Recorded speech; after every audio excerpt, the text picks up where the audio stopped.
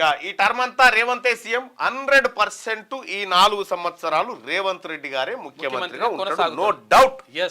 అది clarity full. ఆయనే చివరి ఓసీ ముఖ్యమంత్రి తెలంగాణకు, నో డౌట్.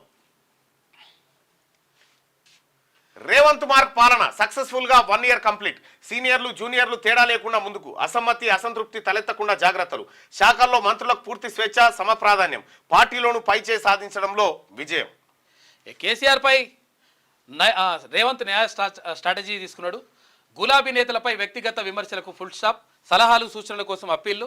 ఉత్సవాలకు రావాలని ఇన్విటేషన్. శాసనసభకు వస్తే అటాక్ చేయాలనే ప్లాన్. లేకపోతే ప్రజా బోన్లో ఇరికించే వ్యూహం చేసి. కేసీఆర్ గారు శాసనసభకు వస్తాడని మీరు భావిస్తున్నారా? కేసీఆర్ గారు సభకు వస్తాడని మీరు భావిస్తున్నారా? రైట్ గా Damarcherla Yadadri power plant opening కు ఆహ్వానం లేని నేను వెళ్ళాలా వద్దా అని చెప్పి అంటే వెళ్ళాలని 59 మంది, వద్దని 41% మంది నేను ఆ కార్యక్రమానికి వెళ్ళడం లేదు.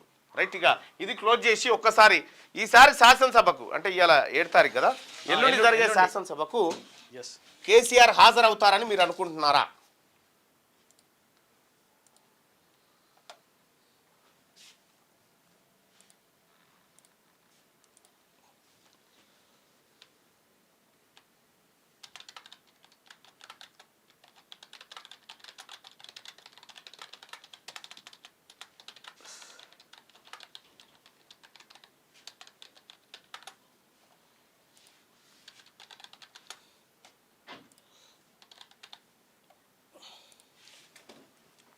వస్తాడు అనుకునే వాళ్ళు వస్తాడని, రాడు అనుకునే వాళ్ళు రాడు అని మీ అభిప్రాయాన్ని తెలియజేయండి.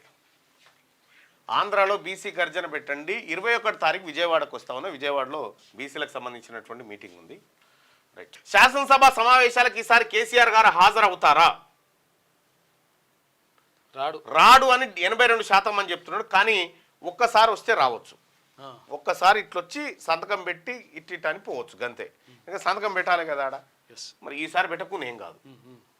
ఓకే. ఇప్పుడు కవిత గారు అయితే ఇక కవిత గారు శాసన మండలికి వస్తారు.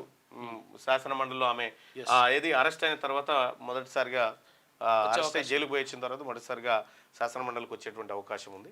సో మొత్తానికైతే కేసీఆర్ గారు సభకు వచ్చేటువంటి అవకాశం అయితే చాలా తక్కువ. ఆయన సలహాలు సూచనలు రాష్ట్ర ప్రభుత్వం తీసుకోవడానికి సిద్ధంగా ఉన్నా ఆయన రావడానికైతే సిద్ధంగా ఉన్నట్టుగా కనిపించట్లేదు.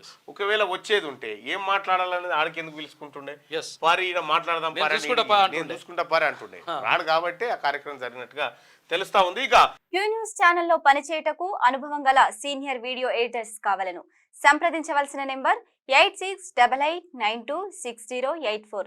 qnewsads@gmail.com ను సంప్రదించండి. లైక్ చేయండి.